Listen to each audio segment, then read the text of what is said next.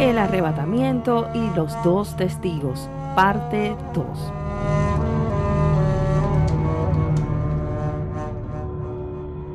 Hola, mi estimado oyente o lector de Letra y Espíritu. En nuestro último estudio bíblico hablamos acerca de los dos testigos de Apocalipsis capítulo 11. ¿Cuál es su identidad? ¿En qué momento deberán aparecer en escena? ¿Qué tipo de ministerio llevarán a cabo? ¿Y qué sucederá con ellos al final?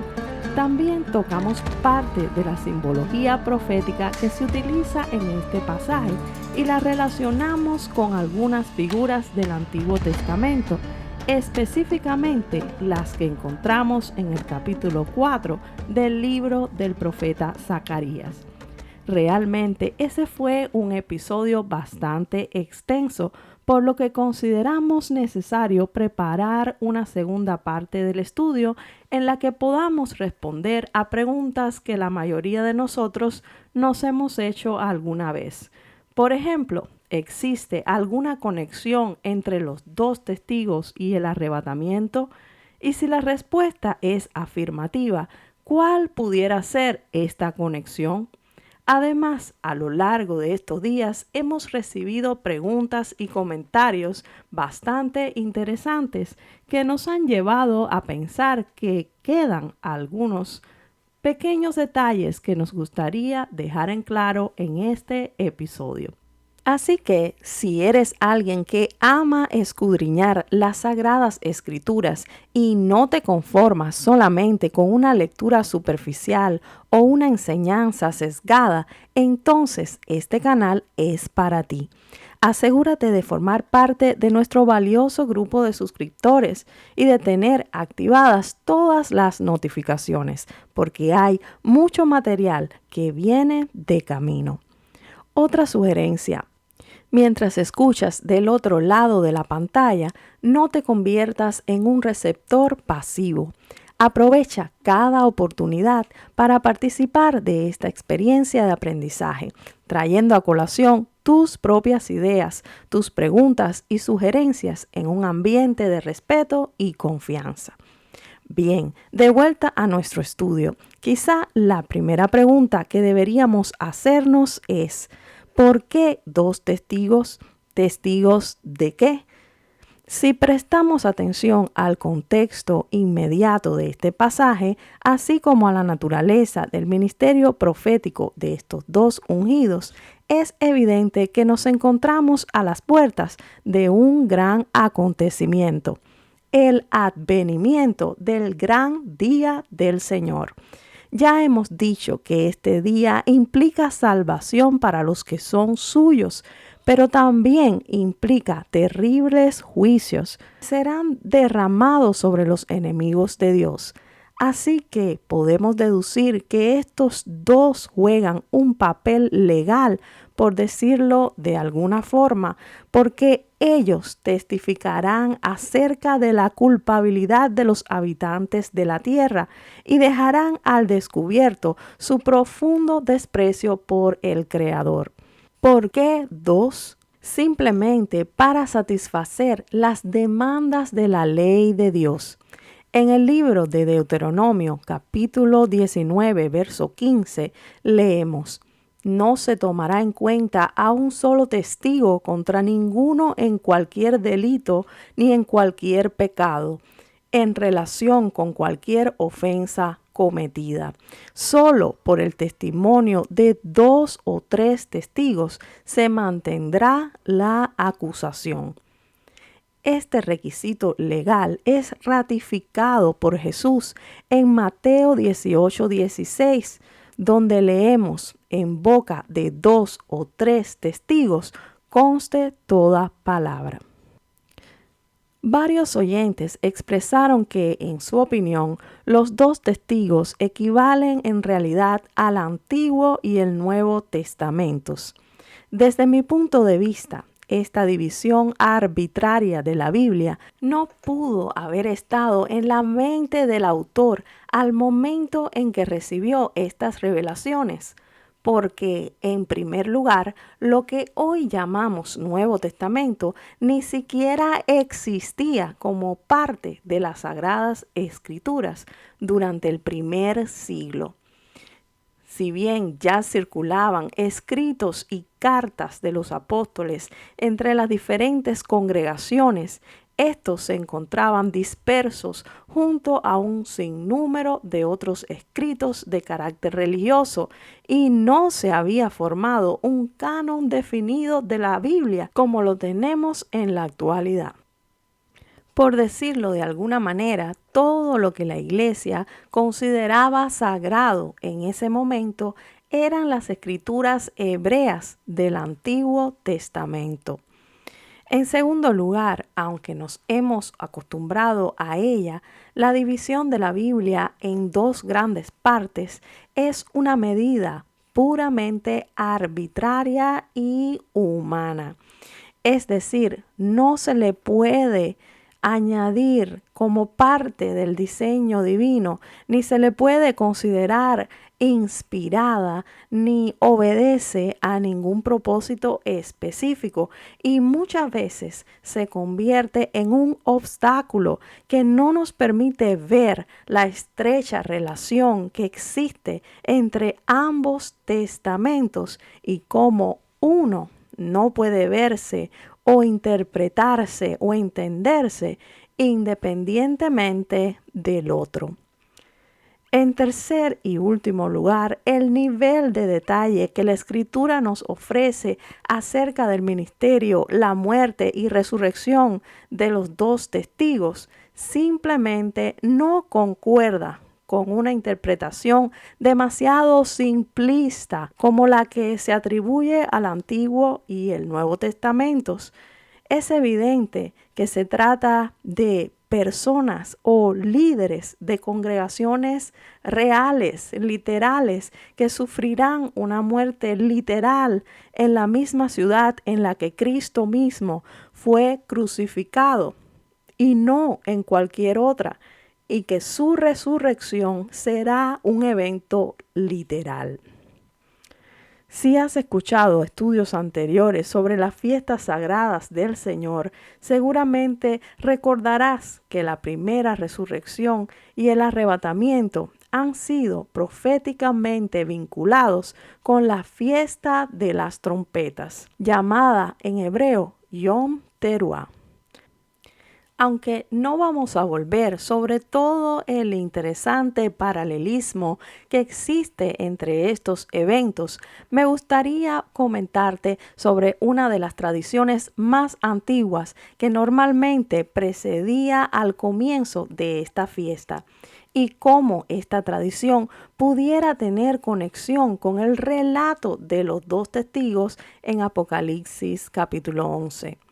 Después de todo, los primeros cristianos fueron judíos y aunque no tenían toda la Biblia como nosotros, sí contaban con algo que nosotros ya hemos perdido.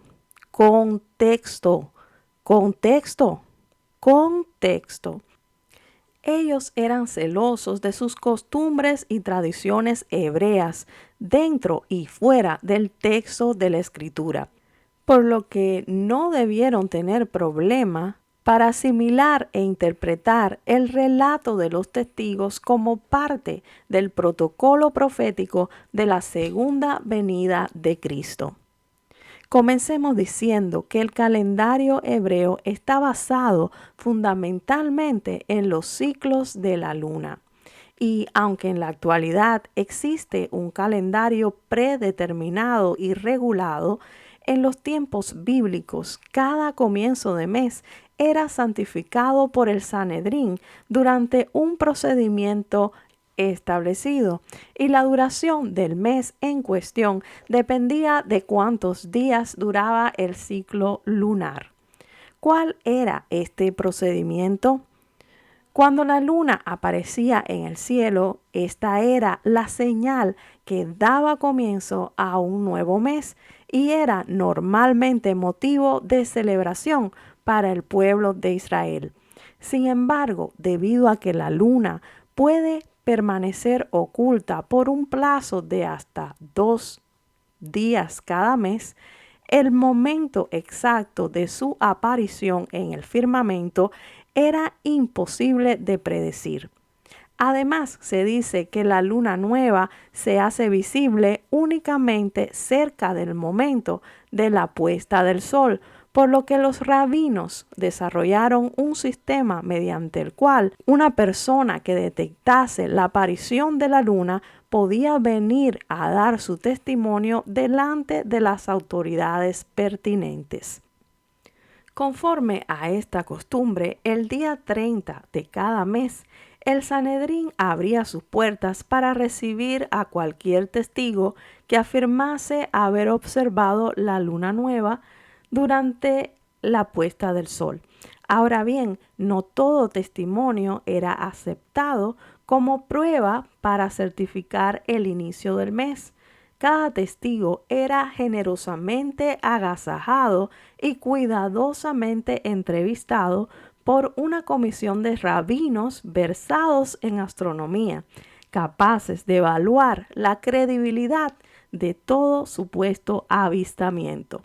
Al final de la jornada, los primeros 2 testigos fiables eran seleccionados como prueba suficiente para establecer aquel día como primero o cabeza del nuevo mes. Y de esa manera establecer retroactivamente que el mes anterior había tenido solamente 29 días. En este punto, el jefe del Sanedrín procedía a santificar el nuevo mes y a dar a conocer el veredicto, mandando a encender una gran fogata en la cima del Monte de los Olivos.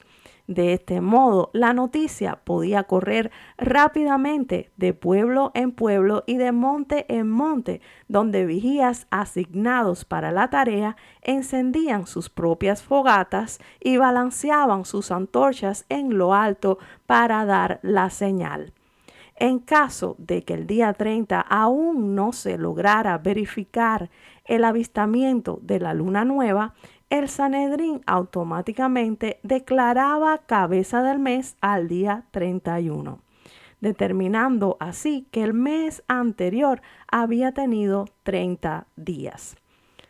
Bien, quizás se esté preguntando qué tiene que ver esta tradición con la fiesta de las trompetas, la primera resurrección y el arrebatamiento de la iglesia. Resulta que la fiesta de las trompetas es la única que se celebra el primer día del 7º mes, es decir, inmediatamente después de ratificado el primer avistamiento de la luna nueva.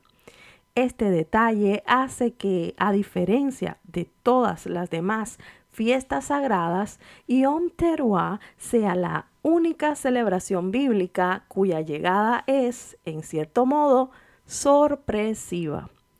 Literalmente, alguien podía estar trabajando en la tierra o haciendo los quehaceres de la casa hasta el momento preciso en que repentinamente se escuchaba el toque redoblante del shofar, que anunciaba así el comienzo del mes más sagrado y festivo del año hebreo. En este momento y de forma instantánea, toda labor tenía que cesar.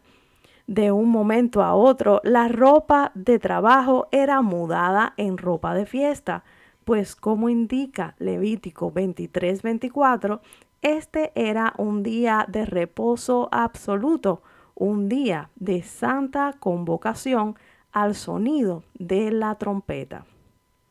Esto me recuerda las palabras de Jesús en Juan 9:4. Me es necesario hacer las obras del que me envió, entre tanto que el día dura, la noche viene, cuando nadie puede trabajar. Y es que en la cosmovisión hebrea el día comienza al anochecer, es decir, la noche es primero, después el amanecer. Así también cuando llegue el gran día del Señor, usted y yo ya no tendremos más oportunidad para hacer las obras que el Padre nos ha encomendado. El momento propicio es ahora, mientras el día dura. También Jesús dijo, entonces estarán dos en el campo, el uno será tomado y el otro será dejado. Dos mujeres estarán moliendo en un molino, la una será tomada y la otra será dejada. Velad, pues, porque no sabéis a qué hora ha de venir vuestro Señor. Usted no conoce la hora, nadie sabe, pero conoce la temporada.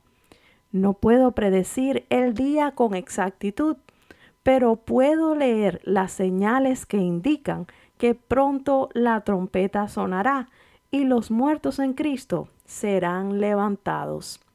La fiesta de las trompetas es una figura profética de este gran día, el gran día del Señor. Pero, ¿dónde dejamos a los dos testigos? Hay algo muy interesante con la tradición de los testigos en el día de Yom Teruah.